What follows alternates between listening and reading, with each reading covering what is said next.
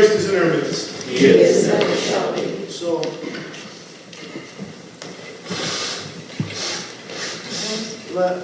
today is December 1st, right? So on every December 1st is the feast of a little-known saint. Have you heard of Saint Philaret the Merciful, or Philaret the Almsgiver? If you have not, you're in for a treat today because he's one of my favorites. And the reason is because, like the epistle said, you're not strangers anymore, you're not sojourners, you are like a part of this deep family, and we call it the family of all the people on this earth, as practiced by St. Philaret. So we sang a couple of verses last night, a couple of Vespers verses for this saint. And in one of it, it said, monastics and ascetics, they are close to God. They find their way to the kingdom of heaven through struggle. But Philaret, it's hard for a layperson to do it because Philaret, and then this is the part that somebody asked me about, being yoked with a wife, even found his way to the kingdom of heaven too. So I said, you know what, I promise, we'll do the story of Philaret the Almsgiver today because it's a unique story among all the stories. You don't hear many stories about lay people, and family life, and especially one as virtuous as this. So Philaret, he lived during the time when the icons were being attacked, during the time of the years of Constantine and Irene, who restored the icons in 780. And he was a lover of virtue. And he was conspicuous as a man of piety. He was wealthy, and here's the key to the whole life. He was wealthy in both body and soul. His livestock was considerable, 12,000 sheep, 600 cattle, horses, fields, vineyards, and everything. His wife, Theosebo, was a high-born lady who feared the Lord. Together, Philaret and Theosebo had 3 children. And they were deemed to be the most beautiful of all the women in the land. Philaret was extremely merciful. This is the other component. A lover of the poor people. Hospitable.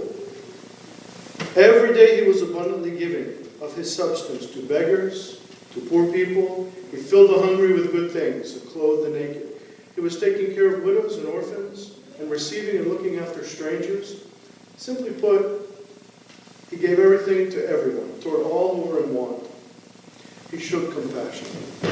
The holy man was not only diligent in caring and providing for those in the neighborhood, but everyone who came his way. He begrudged no one.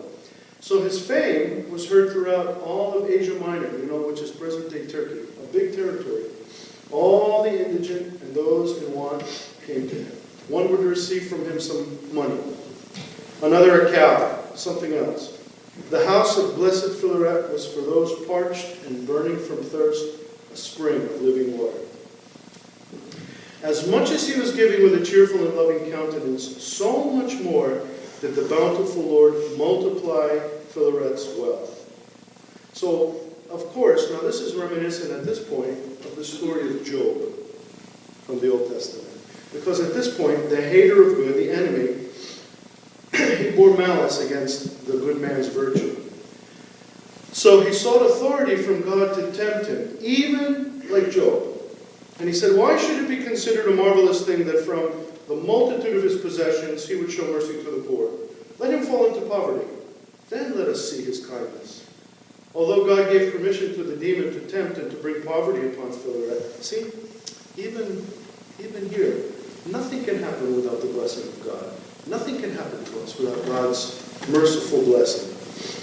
So, he had not the least power to do evil to anyone, just to the wealthy. So while the saint was daily dispensing his customary alms, distributing livestock and all of this, a portion was seized by thieves and even by noblemen. Then when other misfortunes befell his estate, he was reduced to utter poverty. Nothing remained except for a yoke of oxen, 1 ass, 1 cow, and her calf, and some beehives. His fields, one by one, were seized by both farmers and neighbors. This came about when they observed his vulnerability.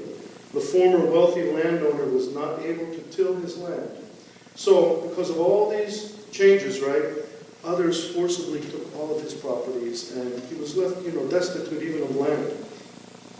So in the light of all of this, Philaret was left with only the house in which he abided with his family. And through all of these sufferings, he neither grieved nor let any unbecoming word escape from his lips. There's a lesson right there. We lose one thing and we're ready to tear our hair out. And he lost everything, like Job. Not one unbecoming word. So, one day Philaret took his yoke of oxen and he went to a field which still remained in his possession. As he plowed, he continued thanking the Lord that he was still able to work and to obtain his food by the sweat of the brow. So he was beseeching God to grant him patience. Now there was a poor farmer working in the next field. While he was working with his yoke of oxen, one of the beasts fell dead. That farmer sorely grieved on account of that dead ox because he was most poor, and he was especially in debt. He went over to Philaret to tell him about the misfortune, although he knew that the former wealthy neighbor was not in a position to assist. Yet he knew he could depend upon hearing from Philaret a kind word, a sympathetic word, right? When the merciful and Christ-imitating Philaret beheld his neighbor's tears, he empathized and straightway unyoked one of his own oxen and handed it over as a gift. And the farmer marveled at the generosity. He was aware that Philaret's present troubles were many, and he was embarrassed. He said, "No, I know that you have no other beast of burden. How shall you till your field?" The holy man answered, "I have another one, a better one, at my house. Take this one and carry on with your work before my wife and children should learn about it and become embittered." So the farmer took the ox, glorifying God. And Philaret then put his back into the plowing and took the yoke upon his own shoulders. After he returned home with the remaining ox, his wife asked him what became of the other ox. He said, "During the afternoon, as I took a little nap and let the oxen graze, one of them wandered away." Then Philaret's son took to his heels, and to make this part of the story short, he went and he spied out all the area, and he found the neighbor's field, and he found the neighbor with the ox that belonged to them, and he started accusing him, like a teenage boy. And the ox said, "Look, your father gave it to me." And he believed the story. He says, "Because I knew the disposition of my father." And he went and told his wife what had happened, his mother, what had happened. And she, upon hearing her son's account, did not doubt the story for a moment. She tore the veil from her head and began sobbing. Accounting him debased in her own eyes, she turned to her husband and said, "Incompetent man, you have no compassion. It would have been better if I had never known you." Strong word. "Even though you feel no sorrow for me, at least take pity on the children who are flesh of your flesh. How shall they live? You are made of stone, you peasant. I see how it is. You have grown weary of working." So she accused him then about laziness. He just wanted to lay around. He didn't want to go to the field, right? And he said no word, nothing. Except he did say, "My dear, stop grieving, for God is rich, and he's able to repay us for what we gave away." That's all. After 5 days, while that neighboring farmer's other ox was out in the field, it happened that the beast consumed the poisonous plant and died. The farmer then took the ox that Philaret gifted him, led the beast back to the original owner. Upon his arrival, he confessed. He said, "On account of my sin, this happened to me, so here, take the other ox." And Philaret said, "No, here, you take this ox too, this second ox, because I'm going away. I'm going away to a far country. I don't need this ox," right? So the farmer was thinking then that though Philaret had come to extreme poverty, yet even in the middle of his own catastrophe, he bore it nobly, and he did not stop showing love and charity to neighbors and strangers. The story gets better. His home was the scene of weeping children and a wailing wife, who felt that his generosity was ruinous. Disordered by their sufferings, they were brooding and commiserating and saying, "Woe to us that we should know this man, this foolish old man, who does not give the least thought to us. Though we are impoverished, yet we had some consolation, knowing that we would be prevented from starving as long as we had the yoke of oxen." The holy man heard their words. And he then offered them these words. Stop grieving. He says, I have money hidden away in a particular place. There's so much that even if you should live 100 years without working, it would be enough for the maintenance of your food and clothing. He said, I knew the coming of the time of poverty. I took measures. So he gives them this promise. He said, when the time comes. In those days, now a decree was issued, sending soldiers to war against the Muslims. One soldier was extremely poor. He had neither gear or arms, but just his horse and his spear. And everybody was making preparations. But then that destitute soldier's horse suffered a blow and died. He therefore was in great straits because he didn't have the money to purchase another horse. So he went to Philaret and besought him to lend him his horse. Right? And he told Philaret that unless he had a horse, he could expect ill treatment from the army. When the holy man heard the soldier's plight, he freely gave his horse. He said, take this horse in place of your own, and keep it as long as it should survive. Moreover, may God keep you from harm. Gave him a blessing. Now soon thereafter, another poor man came to the scene. He asked Philaret for one calf, that he might start a herd.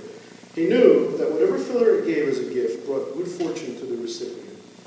So moreover, to whomever the holy man gave alms, that blessing was known to multiply. Philaret straightway separated the calf from its mother, and he gave the beast to the poor man.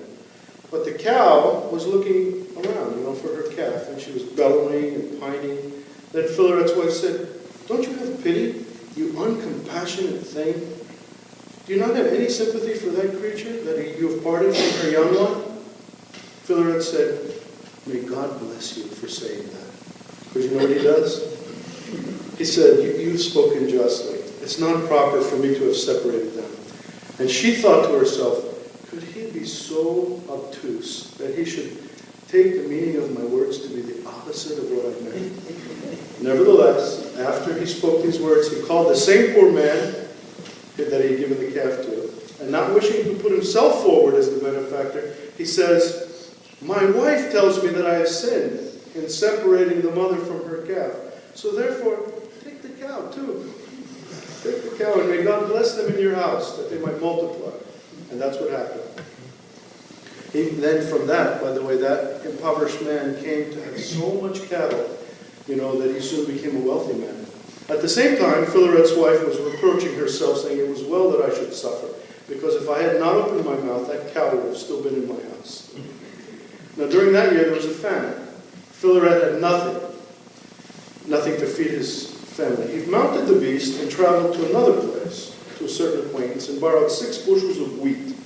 When Philaret returned home and began unloading the bushels, a destitute man approached him and requested a little wheat. Philaret asked his wife to give the man a bushel. Theosebo, his wife, said, first give to each of us a share of 1 bushel. And Philaret said, but do I not get a portion? And then she dryly remarks, you are an angel, and you don't eat. Because if you had need of bread, you would not give away the wheat which you borrowed and transported so many miles, husband. Then blessed Philaret says, may God forgive you. May God forgive you for saying that. He then measured 2 bushels of wheat and handed them over to the poor man. His wife then spoke to him in a polite way, sort of like, what do they call it, cynical.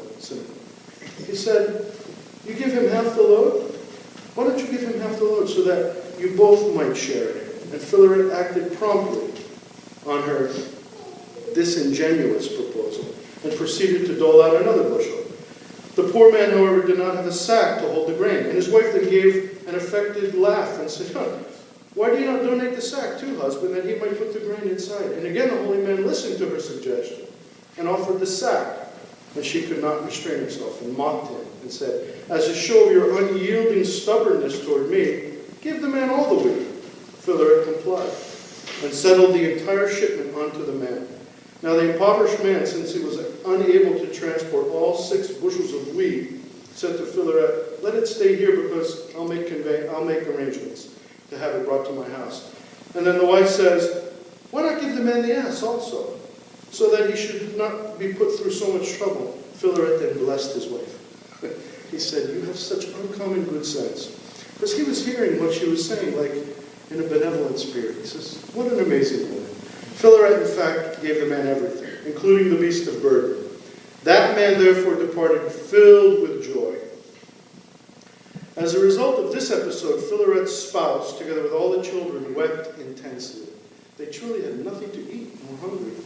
She then borrowed a loaf of bread from one neighbor and boiled some wild weeds so that her children might fill their stomachs with something. And he went over to the neighbors and had a little supper, giving thanks to God for all the blessings that they had. Now it happened at that time, a certain great nobleman, one of his friends, who was the governor of the city, heard the report about what's going on. And he therefore transported 40 bushels of wheat. And when the saint beheld that shipment, he gave profound thanks to God. From that gift, the saint helped himself to his share, which he distributed to the poor. The supply lasted until the third day, at which time there was no longer any other to furnish. Whenever his wife was eating with the others, he also came near. And those at the table gave him something to eat, but grumbled and said, until when will you keep the treasure hidden? Remember that secret treasure that he had? And why do you not bring it out so that we might buy and eat? Now we should interject at this point that nothing else remained of his previous wealth except his beehives. Whenever any poor man came by, since Philaret had nothing to give, he would take the beggar to the beehives and let him have honey. Philaret was keeping this custom every day until only one straw basket remained, which his children went secretly and collected. It happened that another poor man came. The saint, as was his practice, took him to the beehives, but found no honey at all. Unwilling to send the poor man away empty-handed, Philaret at once removed his garment and gave it to the beggar.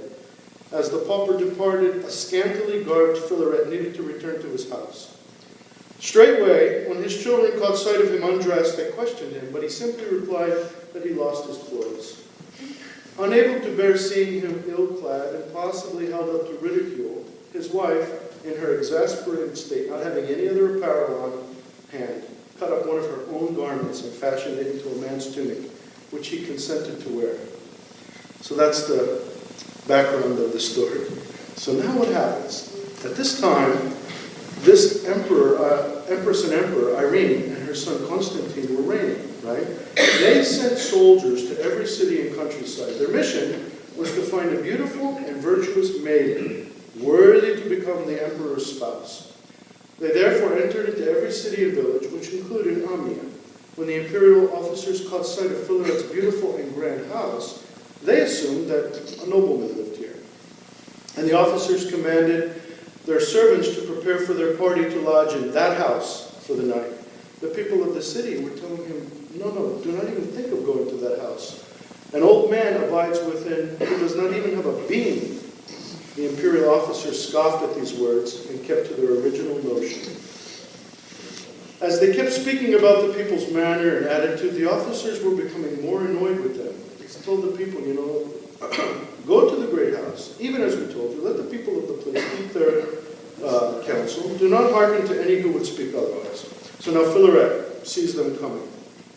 He took his staff and went out to meet the strangers, blessing and thanking them, because they condescended to rest in the poor and humble abode of this servant of God. He then made his wife to prepare food with great attention, so as to offer fitting hospitality. She said, not even one hen has been left in the house by you, the wretched one. So with what shall we offer hospitality? Or do you expect me to boil wild weeds?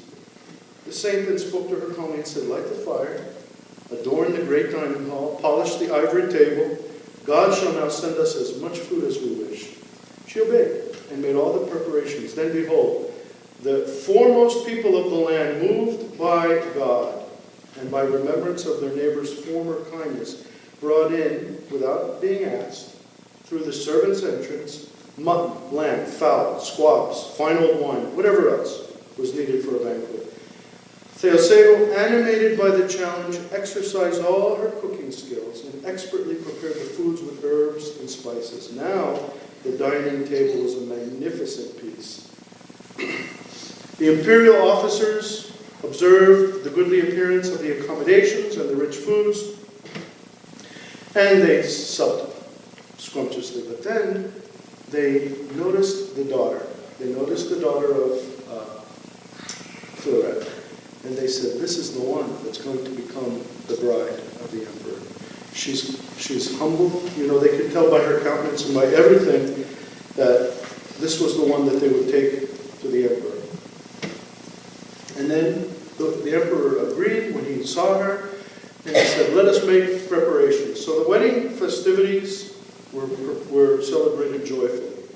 The emperor invited all the relatives of the venerable Philaret, whom he considered, the bride's grandfather, whom he considered his father-in-law, since the actual father of the bride had already reposed. So he was the grandfather, not the father. Constantine gave to each of his new relatives, from the greatest to the least, many estates, many properties to oversee, and an abundance in riches and possessions. And Philaret then, at this point, he reminds his family, he says, you remember that hidden treasure? This is the hidden treasure. He knew, like he foresaw in his clairvoyance, this great, magnificent treasure that they would all have, no matter what they were giving away. So finally, in this new wealth, do you think he would change his ways now that he's wealthy again? No. He always was feeding the poor, always was giving everything away. One time, he told his family, prepare a banquet. Prepare a big banquet, a big feast. Why? The king is coming. And they thought that his son-in-law was going to be coming. And so they prepared, they fixed everything up. And then he said, now go out into the streets and drag in all the beggars and bring them all here. He meant the king of kings, the Lord of lords, not his son-in-law. So you see, in Philaret's heart and in Philaret's own kind of example, no matter what his station in life was, he was generous. If he had nothing, he was generous. If he had everything, he was generous. Who could match such an incredible spirit? He, by virtue of that whole experience, that whole timeline, saved his family. Can you imagine? He didn't give in to their selfishness. Even though it sounds to us like extraordinary to give away your family's food to feed somebody who asks for it. It's extraordinarily what? Foolish? It's extraordinarily imprudent, to say the least. But it's extraordinary. It's an amazing thing that he does. Why? Because of his great trust. And the trust only comes when you have as your first operating principle the love of Christ. If you have the love of Christ more than anything, right, you can trust God. You can give everything away and you can fall on Him. Now that path is not for everybody, but some degree of that path is for absolutely everybody. So the next time I'm tempted, especially during this Christmas season, right, when I'm about to celebrate Him who emptied Himself of His own divinity even to take on this condition that we have, right? When I'm preparing to celebrate that, I have to think of what this word means. Self-emptying, self-sacrifice, right? Yes, but I have to take care of my family. Never say those words again, okay? Can I ask you one pastoral favor? Never say I have to take care of my family again. Don't worry, you will. And God will too. Because the pendulum is way over here. We're all taking care of our families. Basically, we're all taking care of ourselves, right? Let this story of the great Philaret inspire you at least to bring the pendulum back up here, halfway. So, okay, I need to share my wealth. I need to share, my life, part of who I am, with others, right? If you commit to that, God will give you opportunities, just like those opportunities, right? You'll be plowing the field with your ox, and there will be an opportunity to give it away. My question is, when someone asks you for your ox, what will you do? That's the Christmas lesson. And what will your wife say? Oh, Lord have mercy.